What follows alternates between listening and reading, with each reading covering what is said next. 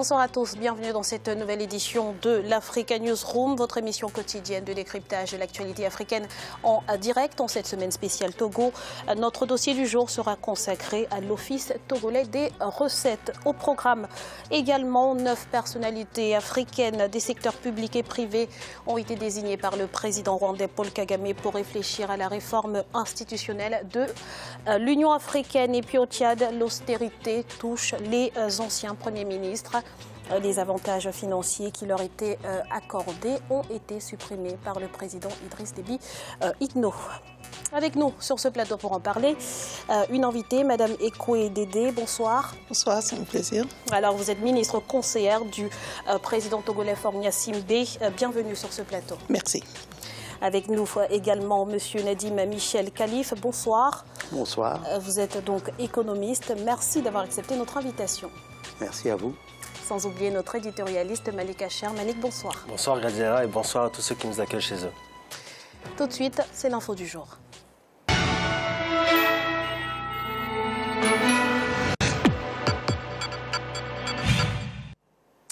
Le président rwandais Paul Kagame lance le chantier de la réforme de l'Union africaine. 9 personnalités ont été désignées ce lundi pour se pencher sur les questions.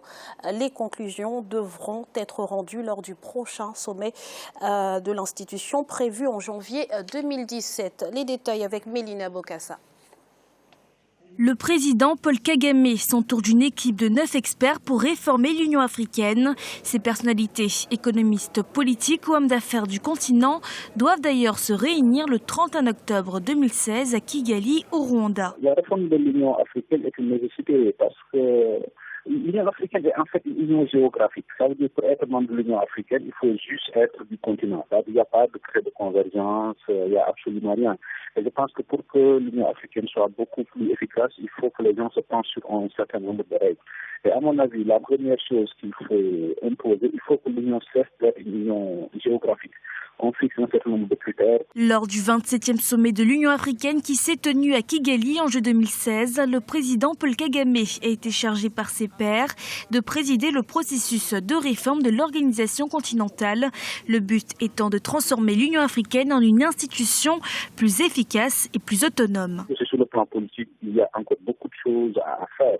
La plupart du temps, quand il y a des crises sur le continent, on voit que l'Union africaine est à la traîne. Il faut que les Africains disent que nous sommes des acteurs de relation internationale. Nous n'acceptons plus d'être des sujets de relation internationale. Le chef d'État rwandais et ses experts devront remettre leurs conclusions en janvier de l'année 2017 lors du 28e sommet de l'Union africaine.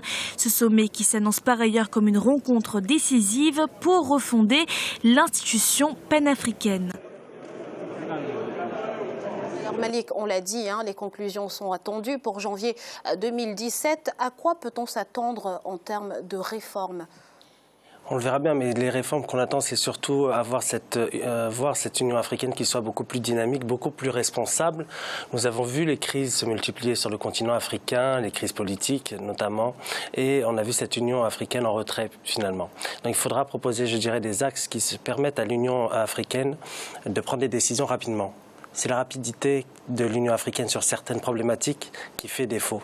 Et cette méthode-là, qui est, je dirais, engagée par le président Kagame, ne m'étonne pas, parce que c'est un peu, je dirais, ne m'étonne pas, je ne le connais pas personnellement, Paul Kagame, mais quand on voit sa manière de fonctionner au Rwanda, il a fait la même chose. C'est-à-dire qu'il s'est entouré d'experts, il s'est entouré de comités pour voir les axes qu'il faudrait développer. Je prends par exemple le volet économique, mais cette façon-là, cette pédagogie-là, l'Union africaine en a besoin.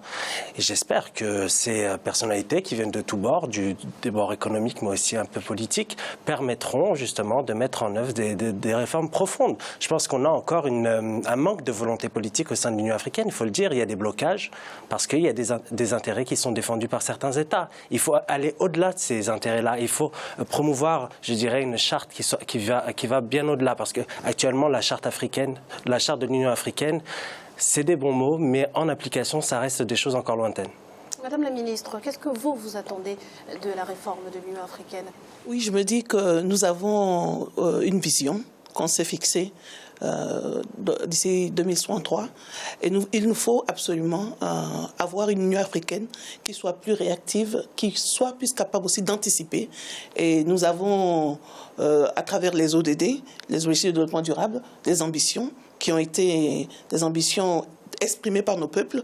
Il nous faut absolument mettre les moyens en place pour que cette Union africaine puisse vraiment nous aider à relever ces défis. Je pense qu'il y a une volonté et ce qui est important, c'est qu'on ait ce panel qui soit composé de responsables politiques, d'économistes, d'hommes d'affaires. Ça prend en compte tous les éléments qui sont importants pour nous.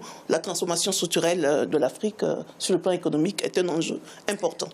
Monsieur Khalif, quel est votre point de vue sur cette question ? Ce qu'il me faut penser, c'est que ça ne pourrait se réaliser que si d'autres Paul Kagame lui succèdent. Nous n'avons pas toujours connu des gens aussi brillants et efficaces que ce monsieur.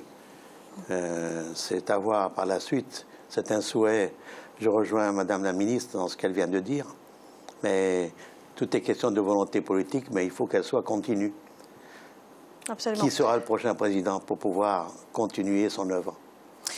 Alors, Malik, quel regard portez-vous sur cette équipe, justement, qui a été formée par le président Paul Kagame ? Ce qui est intéressant, c'est que les personnes viennent d'horizons différents.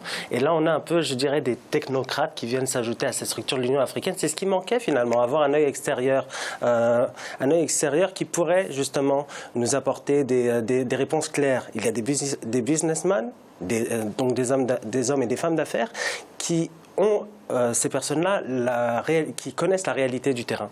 Et c'est très important, je dirais, parce qu'il y a, je dirais, une certaine différence entre ce que pensent les hommes politiques, la vision des hommes politiques et la réalité sur le terrain. Donc le fait justement de ramener des personnalités qui viennent du monde économique, et notamment des personnalités qui savent très bien la réalité du terrain en Afrique, ça pourrait justement apporter une nouvelle vision, une nouvelle lumière. Et je partage tout à fait ce qui vient d'être dit. Paul Kagame a cette faculté à, je dirais, finalement doubler ses compères. C'est-à-dire qu'il arrive justement à intégrer des choses nouvelles, une vision nouvelle. Et donc là, c'est typiquement, je dirais, sa patte de ramener vers lui des personnalités qui ne sont pas forcément connues du monde politique, du sérail. Et par contre, j'espère qu'on ne verra pas des conservatismes arriver dans cette Union africaine, parce que les conservatismes, il y en a beaucoup, il faut chambouler tout ça. Et j'espère que le président Kagame va y arriver. Alors, lors du 27e sommet de l'organisation, Nkosazana Dlamini-Zuma, la présidente de la Commission de l'Union africaine, avait appelé à l'indépendance financière de l'institution. Est-ce que vous pensez que c'est envisageable dans un futur proche, Madame la Ministre ? Je pense que ce qu'il nous faut voir, c'est de poser les jalons pour cela. Je pense qu'on ne peut pas, dans le contexte actuel, imaginer une Union africaine qui n'a pas une vision d'indépendance financière. Est-ce que ça peut se réaliser à court terme ? Je ne sais pas. Mais ce que je sais, c'est qu'il faut poser ces jalons, parce que ce n'est qu'à ce prix qu'on pourrait tendre vers cet objectif-là. Et sans cela, on ne peut pas aussi faire ce qu'on veut. On doit se donner les moyens de réaliser ce que nous voulons réaliser. Merci Madame la Ministre. Les anciens premiers ministres tchadiens ne sont plus à la charge de l'État. Ainsi en a décidé le président Idriss Déby Itno. Au vu de la mauvaise conjoncture économique, les 12 concernés recevaient jusqu'ici 1,5 million de francs CFA par mois. Explication avec Amira Bendiabala Jean-Pierre. 216 millions de francs CFA, c'est ce que coûtaient par an aux caisses tchadiennes les anciens premiers ministres. Ils étaient 12 au total à bénéficier de cet avantage financier institué par la Constitution de 1996. Un privilège supprimé par le président Idriss Déby Itno qui a entamé une série de mesures d'austérité pour maîtriser la crise économique. Une nécessité, la chute du prix du baril de pétrole a impacté lourdement l'économie nationale. En tenant compte de la situation économique du Tchad, je prends avec philosophie cette mesure. Si cette mesure pouvait permettre d'ouvrir les écoles et les hôpitaux, ce serait bien. Malheureusement, la mesure est prise et des établissements scolaires et sanitaires sont restés fermés. D'autres mesures ont été prises, comme la suppression des bourses pour les étudiants et la réduction des primes des fonctionnaires. Les salaires baissent, mais les prix augmentent, réduisant le niveau de vie des populations. Les mouvements de grève n'ont pas tardé. La grogne sociale est désormais difficile à contenir. Ces mesures sont incontournables est nécessaire pour le redressement de notre économie et surtout de nos finances. Et donc, ce n'est pas de gaieté de cœur que le gouvernement a mis en œuvre ces mesures, mais en même temps, il faut que les gens comprennent que ces mesures ont une durée très limitée. Limitée à 18 mois. Ces mesures ne sont pas mises en œuvre pour le plaisir d'être mises en œuvre, mais simplement parce qu'on est confronté à une situation économique et financière telle que nous ne pouvons que les prendre. Si on ne les prend pas, eh bien c'est carrément le pays qui sera à l'arrêt. Face à la contestation sociale grandissante, le pouvoir a annoncé que les indemnités des fonctionnaires ne seront plus coupées de 80%, comme initialement annoncé, mais seulement de 50%. De quoi apaiser quelque temps les syndicats, mais la tension reste palpable. Les magistrats menacent même de cesser toute activité. Monsieur Khalif, que pensez-vous de cette décision du président tchadien Idriss Déby Itno de couper les vivres aux anciens premiers ministres? Vous savez, une décision, il faut la remettre dans son contexte global. Est-ce qu'il a pris des mesures de lutte contre la corruption dans son propre pays avant de prendre cette mesure-là? Parce que cette mesure représente quoi? 200 millions CFA? Et la corruption représente des centaines de milliards. Alors, aller se focaliser sur des petites choses comme des personnalités qui ont rendu service à la nation, qui ont été premiers ministres, je ne trouve pas ça très élégant, à moins qu'il n'applique la même mesure, 50% de réduction, aux anciens premiers ministres et à lui-même aussi, et à ses ministres. Mais quelqu'un qui a rendu service au pays, je ne crois pas que ce soit élégant de le priver de ses avantages si ce n'est pas généralisé. Madame la ministre, votre point de vue? D'abord, je voudrais dire que c'est une situation difficile pour le Tchad qui subit de plein fouet le choc donc de la chute du pétrole, des prix du pétrole. Et par rapport à cette situation, souvent ce sont les groupes les plus vulnérables qui sont les plus affectés. Et je dirais que je ne porterai pas de jugement sur la décision.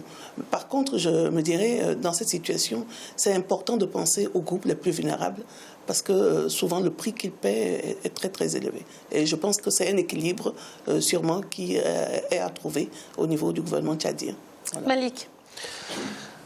Alors c'est une mesure symbolique. Certains vont la saluer, d'autres non. Moi, je la salue, cette mesure, mais je suis d'accord. Il y a beaucoup de priorités qui sont passées à côté dans la lutte, par exemple, contre les déficits publics et la lutte contre la corruption. Alors, nous sommes dans un cas typique des pays, je dirais, pétroliers, des pays où les mines concernent une grande partie de l'économie. Ces pays-là n'ont pas anticipé la diversification économique qu'ils devaient faire il y a longtemps. Et donc, ces pays-là sont forcés, justement, de faire des coupes budgétaires. Le problème qui se pose pour le Tchad et dans beaucoup de pays africains qui justement subissent cette chute brutale du baril, c'est qu'ils sont obligés justement de faire des coupes budgétaires qui peuvent justement, comme disait Madame la ministre, impacter les plus démunis. Malheureusement, c'est le cas quand on regarde le reportage et quand on a les informations qui nous sont amenées. Donc il faudrait davantage, je dirais, une volonté politique de diversification économique. Parce que ces pays-là se sont trop reposés sur cette manne pétrolière. Quand c'était les années fastes, on n'avait pas ces soucis-là, justement. Pourquoi? Parce qu'on n'avait pas, je dirais, cette idée de rationalisation des dépenses. Donc là, je dirais que c'est un mal pour un bien, cette baisse des prix du baril. Ça permettra à ces pays-là de prendre conscience qu'ils ne peuvent plus vivre au-dessus de leurs moyens. Bien évidemment, il y a un débat tout autour des subventions qui doit être mené et il faut, je dirais, pratiquer une politique de ciblage. On ne peut pas frapper les plus démunis parce que la contestation sociale et qui peut amener justement à l'instabilité sécuritaire peut justement impacter négativement le pays. Alors, pour revenir sur la décision du président Idriss Déby Itno, ces avantages financiers étaient prévus par la Constitution. Va-t-on donc vers une réforme constitutionnelle ou s'agit-il finalement d'un simple décret, Malik? À mon sens, il faudrait davantage l'inscrire dans une durabilité, c'est-à-dire s'il y a une inscription dans la Constitution tchadienne, il faudrait, à mon sens, réviser cet article de la Constitution. Bon, maintenant, si par décret on supprime déjà ces avantages-là, certains diront qu'on n'a pas besoin de modifier. Mais je pense qu'il faut aller vraiment dans la durée et justement réformer cet article constitutionnel qui concerne cette problématique-là. Merci Malik pour toutes ces précisions. Nous allons à présent marquer une courte pause. On se retrouve dans quelques instants pour la suite de l'Africa Newsroom. A tout de suite.